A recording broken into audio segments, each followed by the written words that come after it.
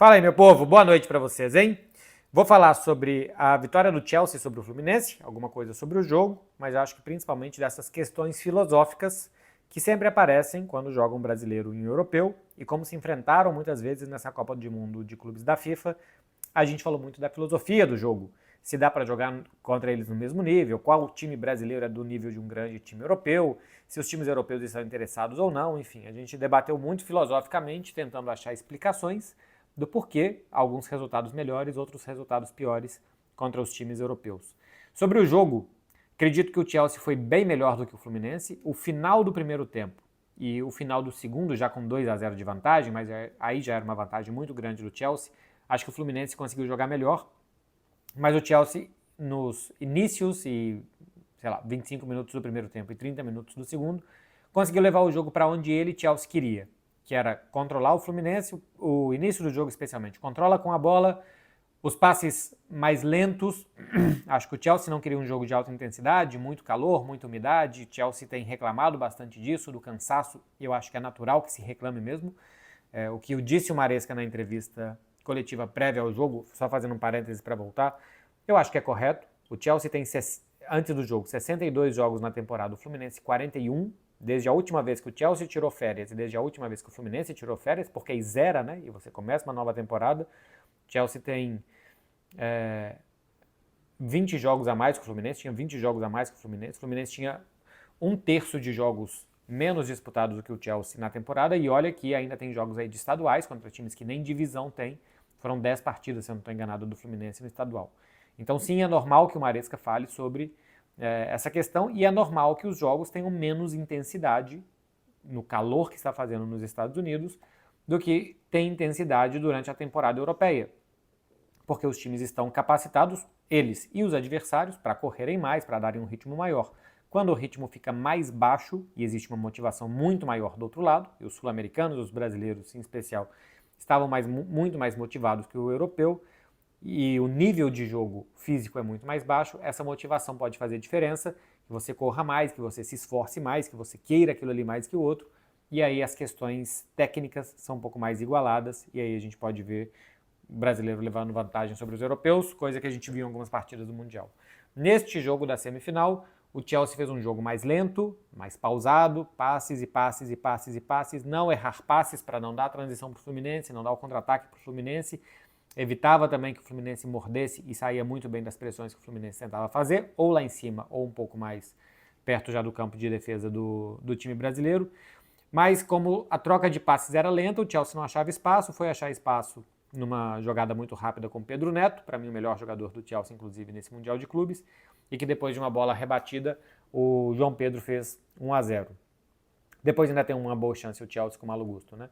O Fluminense vai melhorando no finalzinho do primeiro tempo, tem aquela muito boa do João Arias, que é uma muito boa jogada, muito bem construída do ataque do Fluminense, de todo o time, né? Do setor ofensivo do Fluminense, que o Cucurella tira quase em cima da linha, tira 100% em cima da linha, quem quase tirou em cima da linha foi o Thiago Silva no segundo tempo, tira 100% em cima da linha o Cucurella. E depois o pênalti, que é muito bem anulado. A mão do Chalobah está para baixo, é uma posição natural, ele não está esticando o braço lateralmente para levar algum tipo de vantagem, a mão está muito perto ao corpo, realmente aquilo ali não é pênalti, não deve ser marcado. A gente viu, por exemplo, aqui no Campeonato Espanhol, um jogo que podia decidir La Liga, que era Barcelona e Real Madrid, uma mão do Tchouaméni, com a bola já entrando, já sem goleiro, e que também é uma mão para baixo, foi considerado também um acerto, que numa mão parecida e um pouco mais aberta, bem mais aberta que essa do Chalobah, não se marcasse pênalti. Ou seja, pênalti assim não é para marcar. Então acertou a arbitragem via o auxílio do VAR em não marcar o pênalti. No segundo tempo, o erro do Nonato e a falta, que fez uma falta, né? A ausência da falta de alguém do Fluminense para parar o contra-ataque, primeiro com o Cole Palmer e depois com o Enzo Fernandes, fez com que o João Pedro conseguisse fazer o 2-0. E aí parece que o Fluminense baixou um pouco os braços, ainda tinha mais de meia hora de futebol pela frente e se viu pouco do Fluminense aí para frente. O que se viu foi o Chelsea que teve boas chances de marcar, com o Cucu e depois com o Nicolas Jackson não querendo passar a bola, com o cruzamento do Cucurella que quase acha um alvo num 4-2, alguma coisa assim. O Chelsea esteve muito mais perto do terceiro do que o Fluminense de voltar para a partida, e no finalzinho do jogo o Chelsea estava bastante cansado, e o Fluminense até podia ter descontado alguma coisa, teve alguma chance um pouquinho mais clara, mas foi um Chelsea que, tirando aqueles 15, 20 minutos finais do primeiro tempo, talvez 15 minutos, entre estar igualado e estar jogando pior, foi superior ao Fluminense em toda a partida. E aqui entra a filosofia da coisa, que eu acho que é bastante interessante o debate. Eu, inclusive, tenho consumido muito esses debates porque eu simplesmente não consigo ver tanta filosofia da coisa assim. Fui anotando alguns tópicos que eu fui vendo as pessoas repercutindo depois desse jogo e durante todo o mês. Se dá para jogar de igual para igual com os europeus. O normal é que não dê para jogar de igual para igual com os grandes times europeus. Não porque eles são lindos, maravilhosos e cheirosos, mas porque o Chelsea tem condições de ir e contratar o João Pedro por 60 milhões, mais de 350 milhões de reais, quase 400 milhões de reais, para jogar 30 minutos contra o Palmeiras, depois joga o jogo contra o Fluminense, chega no meio da competição. Não é o primeiro atacante contratado para a competição, porque já teve o Delap, que foi contratado, e já teve o Jackson, que era das temporadas anteriores. Mas, enfim, é o segundo jogador para o mesmo setor que chega para esta competição, o João Pedro. Então, por que é normal não poder competir com os europeus em uma situação igual? E eu acho que o Mundial não foi uma situação igual. Os times brasileiros tinham menos minutos de cansaço nas pernas em relação aos europeus, que estavam em final de temporada e a gente está no meio da temporada, contando ainda campeonatos estaduais. Jogo de primeira divisão no futebol brasileiro, a gente teve o quê? A partir de abril, quando terminaram os estaduais, a gente está em julho agora, o Mundial começou em junho. Então, jogos de primeira divisão no Brasil, a gente teve os de Libertadores, alguns de Copa do Brasil, e os jogos do Campeonato Brasileiro, que começou em abril. É claro que tem uma diferença aí, fora a diferença isso do calor e de como faz baixar o ritmo das partidas, e o ritmo de quem está muito mais motivado tende a ser muito maior, porque quer muito mais aquilo do que o outro, e evidentemente os brasileiros querem muito mais o Mundial do que os europeus. Guardiola disse isso outro dia com todas as letras, que ele já ganhou 4 mundiais de clube como treinador, ganhou com o Barcelona em 2009 e 2011, ganhou depois com o Bayern de Munique em 2013, ele não ganha a Champions, mas ganha... É o Guardiola que está em 2013 no Bayern? Acho que sim, né? Mas ganha o Mundial e depois ele volta a ganhar com o Manchester City. Se eu não estou muito enganado, é isso aí que aconteceu. E ele falou que para ele era ótimo, mas que ele entende que isso muda a história de um clube na América do Sul, um clube brasileiro, isso não muda a história de um clube europeu. Não é possível que a gente precise debater, numa altura dessa do campeonato, que a motivação é muito maior na América do Sul. Então, por que o normal é que não dê para jogar de igual para igual? Porque o europeu, apesar de estar mais cansado e estar menos motivado, tem condições de comprar um grande jogador por 60 milhões de euros, que é o segundo jogador contratado para esse Mundial. O Chelsea gastou em atacantes quase 100 milhões de euros para a disputa desse Mundial. Claro que não era pensando só no Mundial, é pensando em todas as próximas temporadas que virão pela frente, mas essa desigualdade econômica gera uma desigualdade dentro de campo na hora de jogador com um pé melhor para um drible, um desarme, uma finalização, um passe. Toda esta qualidade individual faz muita diferença. Eu acho que em algumas partidas, se não é um super europeus, o Real Madrid, o Paris Saint-Germain, o Bayern de Munique, o Barcelona, o Liverpool, o Manchester City, o Arsenal, assim, acho que tem um seleto grupo ali de 6, 7 times muito bons na Europa, que acho que é muito difícil que os brasileiros joguem contra esses times. Agora, existe uma classe média e até alta média, por exemplo, o Chelsea é um clube rico, é o 4º colocado da Premier League, mas eu acho que eventualmente é possível jogar contra o Chelsea. De vez em quando é possível ganhar do Chelsea. Contra o Borussia Dortmund, eu acho que um bom time brasileiro joga de igual para igual contra o Borussia Dortmund. O Fluminense jogou de igual para igual com o Borussia Dortmund. Contra os portugueses, os brasileiros bons jogam de igual para igual. Outra coisa é que os brasileiros ainda que sejam grandes clubes, mas brasileiros de meio de tabela, o Atlético, o Cruzeiro nem está no meio de tabela, né? Está lá em cima.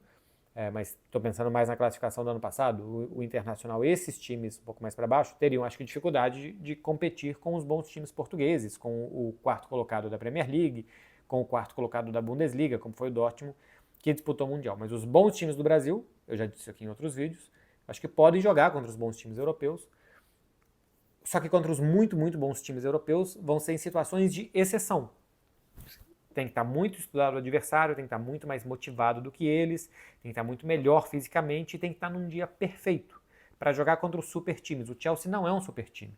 Então, contra o Chelsea, Podia ganhar, podia perder, eu achava o Chelsea favorito, alguma coisa de 65% a 35%, mas é um bom número ter 35% de possibilidades contra o Chelsea, apesar de toda essa diferença de dinheiro.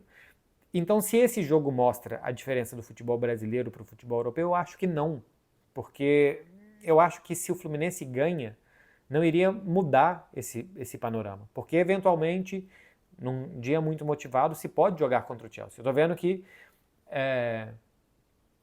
está acontecendo uma discussão se o Flamengo, que venceu o Chelsea, mostrou mais no Mundial do que o Fluminense, que perdeu do Chelsea. Mas o Fluminense chegou na semifinal e o Flamengo não chegou na semifinal. O Flamengo não chegou na semifinal porque, entre outras coisas, venceu o Chelsea, passou em primeiro e pegou o Bayern de Munique nas oitavas de final. Eu acho isso tão irrelevante. O que a gente quer descobrir? Que o Flamengo é melhor que o Fluminense? É só ver a classificação do Campeonato Brasileiro. Eles jogam contra todos os adversários por 38 rodadas, fazem isso todos os anos. Nos últimos anos, o Flamengo tem terminado à frente do Fluminense. É normal achar que o Fluminense é menos time que o Flamengo nos últimos anos. Não precisa de ter um enfrentamento, deu uma desafinada, hein? Não precisa de ter um enfrentamento específico em fases diferentes. Uma coisa é, o Flamengo foi na primeira rodada contra o Chelsea, se não estou enganado, na segunda, né? Tinha jogado já contra o Esperance. Uma coisa é que seja um enfrentamento na segunda rodada, outra coisa é que seja um enfrentamento na semifinal. É evidente que existe uma diferença de motivação também do Chelsea nessas duas partidas, do nível de o tanto que o Chelsea está querendo. Né? Uma coisa é jogar na segunda rodada, aconteça o que acontecer, deve se classificar, e outra coisa na semifinal, que você está a um passo de conquistar, de chegar a uma final para conquistar mais um título. Então é claro que existe uma diferença do Chelsea. Agora, não é possível que a gente precise que Fluminense e Flamengo joguem contra o Chelsea para descobrir quem é melhor. Sendo que eles se enfrentam todos os anos, várias vezes, e jogam os mesmos campeonatos, e a gente pode ter um parâmetro muito melhor, estatístico, de amostragem e tal, para ver quem é melhor, se é Flamengo ou se é Fluminense. E a resposta é Flamengo. Nos últimos anos, Flamengo é melhor que o Fluminense, porque se for pegar a lista dos campeonatos, ele tem terminado boa parte desses campeonatos à frente do Fluminense.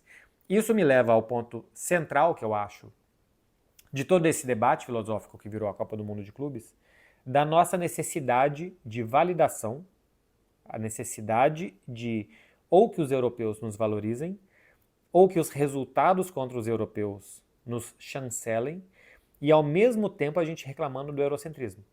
Eu acho isso muito doido. Porque a gente reclama que, olha só como só falam que o futebol da Europa é bom, olha só como ficam super valorizando times e jogadores europeus, e quando jogam contra os brasileiros, contra o Al Hilal, por exemplo, da Arábia Saudita, que eles não são isso tudo. Então, ao mesmo tempo que a gente acha que os europeus não são isso tudo, a gente fica doido para ter uma resposta de um técnico europeu que nos faça uma massagenzinha no ego, que tenha uma vitória sobre um europeu para confirmar as nossas teses de que a gente jogaria contra eles, por mais que seja um resultado isolado dentro de uma competição, que a motivação é diferente, que o nível físico é diferente. A gente fica querendo essas coisas, a gente fica querendo uma validação de algo que a gente reclama. Ao mesmo tempo que a gente reclama do eurocentrismo, a gente quer uma validação contra os europeus. Eu acho isso uma doideira. E o debate que eu estou vendo que está existindo agora em redes sociais e em programas de debates no Brasil sobre o nível de Flamengo e o nível de Fluminense, e que a gente precise de uma régua chamada Chelsea para isso, sendo que eles se enfrentam, eu acho uma doideira, cara. É o cúmulo do, eu não queria falar, mas eu vou acabar falando, complexo de vira-lata. O Chelsea é que vira o medidor de quem é melhor, Flamengo ou Fluminense. Eu acho isso uma doideira. E uma doideira completamente desnecessária. A Copa do Mundo de Clubes do Fluminense foi muito boa.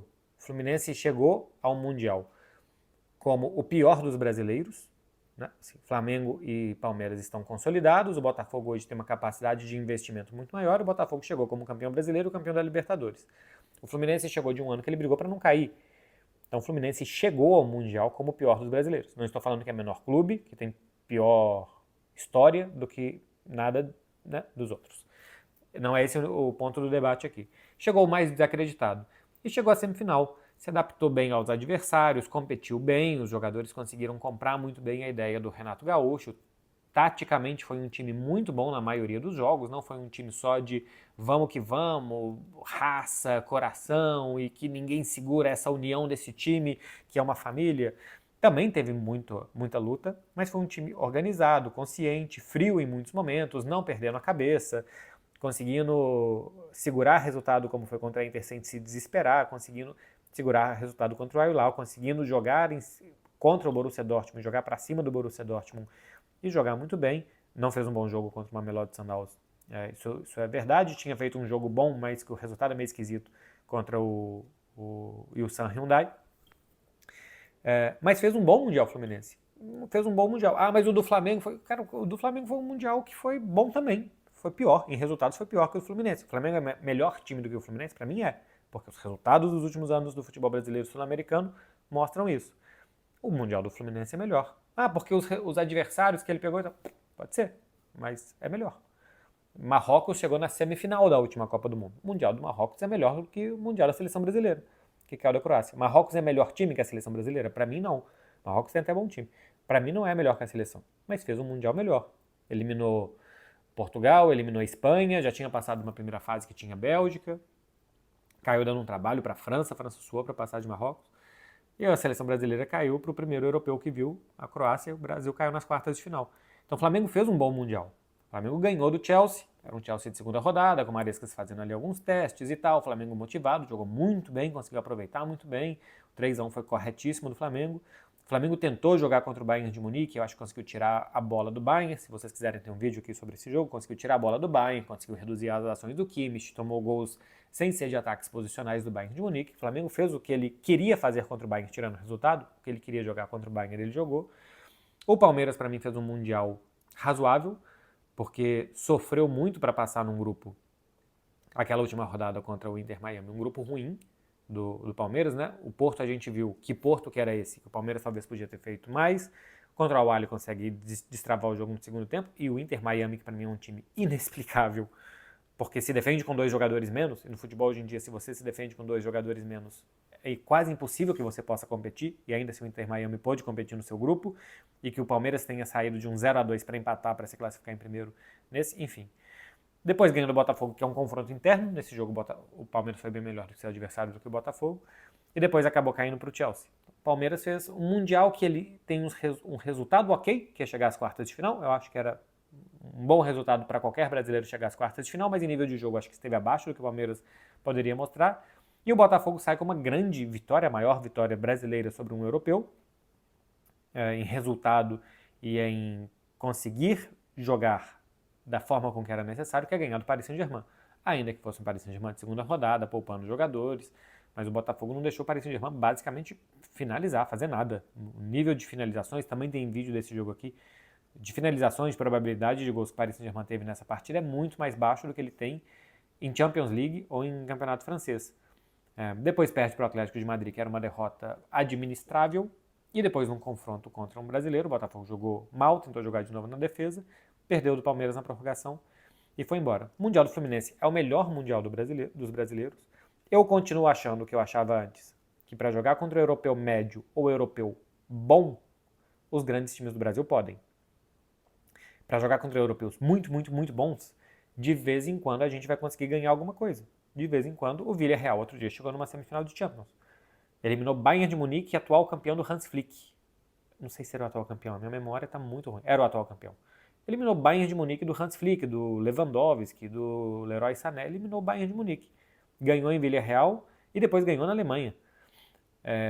Eliminou o Bayern, chegou à semifinal. O Tottenham chegou numa final de Champions League. O Villarreal...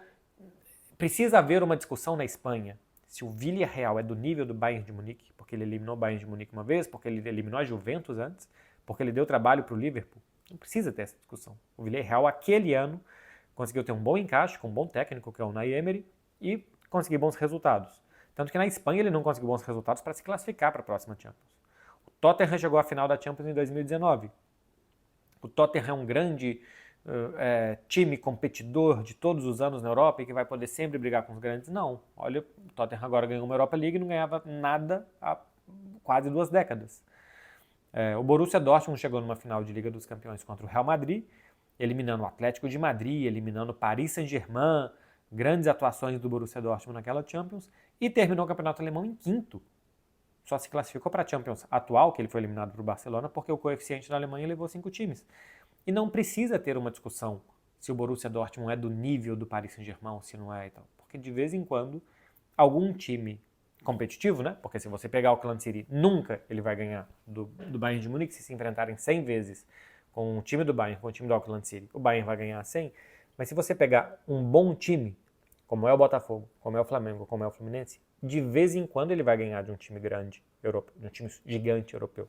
Dos bons times europeus, acho que eles vão ganhar ou perder mais ou menos nessa proporção aí, 65% de probabilidade para o Chelsea, 35% para o Fluminense, 70-30, 60-40, vai depender de muitos outros fatores. Então, o debate filosófico eu não gostei muito no Mundial. Não quero ser minimamente o dono da verdade, o debate filosófico está aí para todo mundo fazer. Talvez alguém consiga ter visto muito mais coisas realmente do que a minha visão um pouco limitada de que os brasileiros fizeram o que dava para fazer. E os enquadramentos foram levando eles até ali. Ele levou o Fluminense, com todos os méritos do mundo, acabei de falar aqui do que eu achei da campanha de cada um deles, até a semifinal. E podia ter ganhado, podia ter perdido o Chelsea. O Chelsea jogou bastante melhor, mereceu completamente a vitória sobre o Fluminense. O que eu não concordo disso tudo é se nós precisamos desse jogo para chegar a muitas conclusões. Para chegar à conclusão de que o futebol europeu não presta, ou que o futebol brasileiro presta, ou chegar à conclusão maluca que o Flamengo é melhor que o Fluminense por como cada um jogou contra o Chelsea. Isso eu acho uma doideira com pouquíssimo sentido. Mas é o que eu acho da participação dos brasileiros no Mundial. Superou as minhas expectativas. Eu achava que não teria brasileiro na semifinal e teve. Eu achava que não teríamos 2 brasileiros nas quartas de final e a gente teve 2 brasileiros nas quartas de final. Então, superou a minha expectativa. Parabéns aos clubes brasileiros que conseguiram chegar até ali. Mas os resultados... O único resultado brasileiro que me surpreendeu foi o Botafogo ganhar do Paris Saint-Germain. E repito, isso pode acontecer de vez em quando. O Villarreal pode chegar numa semifinal de Champions. Mas todos os outros resultados e a forma com que competiram, que o Flamengo tenha competido bem contra o Chelsea, não me surpreende. Que o Flamengo tenha tentado competir e que tenha sido insuficiente contra o Bayern, não me surpreende. Que o Fluminense, Botafogo e Palmeiras tenham conseguido contra Porto, contra o Atlético de Madrid, embora que seja uma derrota, mas é administrável, contra o Borussia Dortmund, contra a Inter de Milão, que também é uma Inter destroçada, né? Chegou uma Inter muito ruim para esse Mundial e o Fluminense se aproveitou dessa Inter, chegou de mudança de técnico, de pernas cansadas, de cabeça baixa, de braços baixos, pouco competitiva. Olha, empatou com o Monterrey, custou ganhar do River com um jogador a mais. Teve uma vitória contra o Urawa Reds, uma vitória culposa, que a Inter praticamente não teve intenção de ganhar. Enfim, o Fluminense se aproveitou de uma má Inter para vencer essa má Inter e conseguiu, com seus méritos, chegar até a semifinal.